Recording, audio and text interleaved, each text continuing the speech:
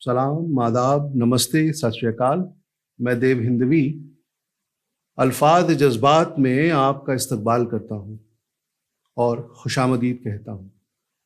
मैं मशकूर हूँ take one films का, जिन्होंने मुझे आपसे रूबरू होने का ये अजीम मौका दिया। तो आइए इन्हीं लफ्ज़ों के साथ शुरू करते हैं, आगाज़ करते हैं इस महफिल का एक नज़्म से। नज़्म का उन्वान है कि मैंने भी एक नज़्म कही है। तो नज़्म पेश है। मुलाहिजा कीजिए कि मैंने भी एक नज़्म कही है। मैंने भी एक नज़्म कही है, ख्वाब सजा के, ख्याल जमा कर, पलकों के शामियाने तले, यादों को दिल में बैठाकर, छोटी सी एक नज़्म कही है। मैंने भी एक नज़्म कही है। कमसिन अल्हड़, नाजुक, भोली, लगती है नादान मगर पोशीदा शऊर है उसमें।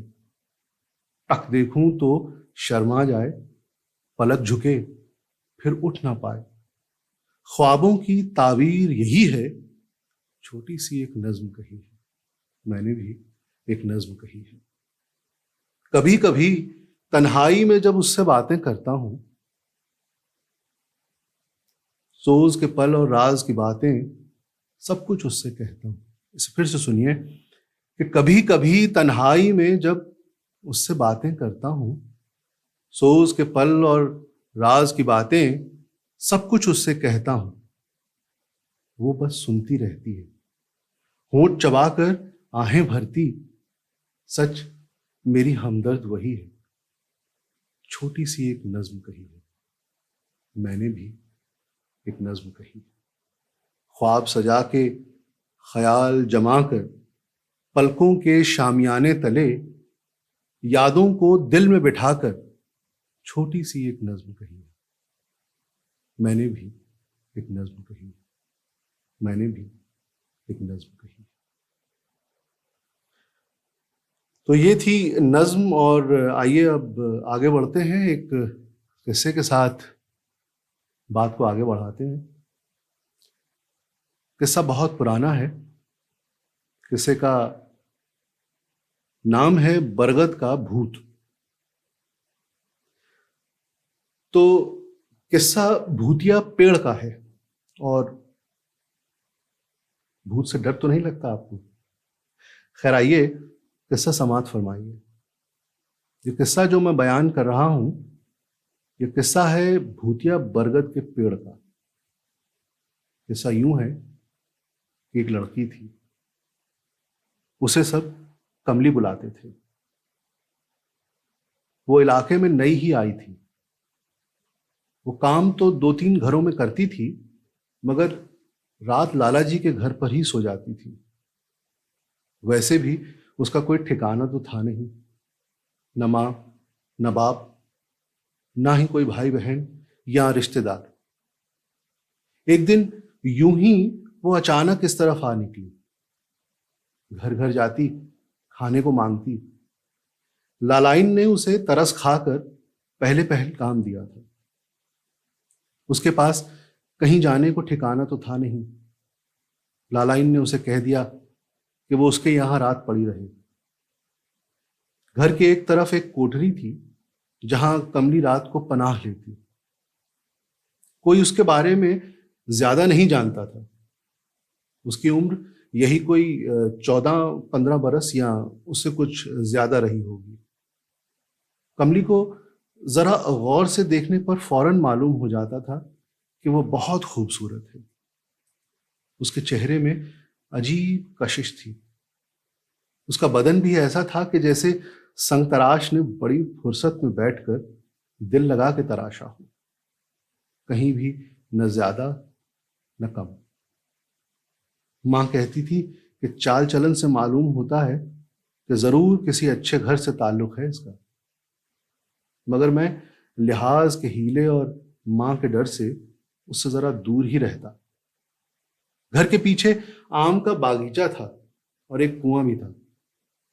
मैं अक्सर गर्मियों में वहां कुएं पे नहाता और पढ़ता रहता। एक रोज जब मैं पढ़ रहा था तो कमली बुलाने आई। उसने जिस नजर से मेरी किताब को देखा वो मुझे अजीब सा लगा। मैंने कहा, तुम चलो, मैं आता हूं। वो जाते जाते भी पलट के किताब की तरफ देख रही थी। वो इतनी खूबसूरत लग रही थी कि उस पर मर मिटने को जी चाहता था। मैंने उसे बुलाना चाहा मगर हिम्मत न हुई। मां का डर तो था ही, मगर बाबा को पता चल जाता तो न जाने क्या होता। खैर, कुछ दिन बाद मैं इम्तिहान देने बाहर गया। 4 हफ्ते गुजर गए। मां के खत हर हफ्ते आते थे। तीसरे खत में मां ने लिखा कि कमली पिछली रात गायब हो गई है और उसका कहीं कोई पता नहीं चलता। मुझे अजीब लगा। मेरे इम्तिहान खत्म हो गए थे और मैं लौटने की तैयारी कर रहा था। कुछ दोस्तों ने रोक लिया और देर हो गई। मेरे दिलो दिमाग में सिर्फ कमली छाई हुई थी। सब क्या बातें कर रहे थे मुझे कुछ मालूम न हुआ। मैं यही सोच सोच के परेशान हो रहा था कि अब कमली को कभी नहीं देख पाऊंगा। आखिर को वो महफिल खत्म हुई और छुट्टी पाकर मैं घर को निकला। जब मैं पहुंचा तो रात हो चुकी थी। बस सड़क पे ही छोड़ देती थी। वहां से रात में नहर के किनारे किनारे चलते हुए घर तक पहुंचने के सिवा और कोई रास्ता न था। मेरे लौटने का टेलीग्राम तो घर पर मिल चुका होगा और कोई दोपहर को लेने भी आया होगा, मगर शाम होते लौट गया होगा। मां नाराज और परेशान होगी। मुझे खुद पर गुस्सा भी आ रहा था। बस बाबा घर पर न हो, कहीं बाहर किसी साइट पर गए हों, वरना तो बस ये सोचकर ही सहम जाता था। सड़क के पास कुछ पहचान के लोग थे। दुआ सलाम हुई तो एक ने कहा कि भैया जी रात है, उस तरफ संभल के जाइएगा। कहिए तो हम लोग साथ हो लें। हम लोगों के पास लाठी और लालटेन है, रोशनी से सुबीता होगा। मैंने कहा, मेरे पास टॉर्च है।